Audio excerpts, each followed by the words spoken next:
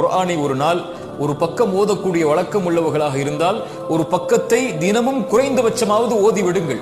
ஒரு ஏழைக்கு ஒரு நாள் 10 ரூபாய் கொடுக்கக்கூடிய வழக்கம் உள்ளவர்களாக இருந்தால் அந்த 10 ரூபாயை தினமும் கொடுத்து விடுங்கள்.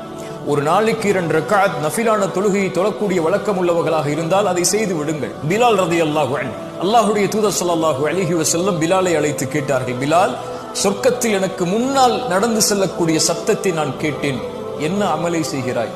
பிலால் ரலியல்லாஹு அன்ஹு சொன்னார்கள், யா ரசூலல்லாஹ், உது செய்தால் 2 ரக்அத் தொழுது கொள்வேன். அல்லாஹு அக்பர். அவர்களுடைய அந்த செயல் அல்லாஹ்வுடைய தூதருக்கு முன்னால் நடக்கக்கூடிய பாக்கியத்தை அவர்களுக்கு பெற்று தந்தது. சுப்ஹானல்லாஹ். இது போன்று நம்முடைய வாழ்வில் எத்தனையோ செயல்பாடுகள் இருக்கலாம்.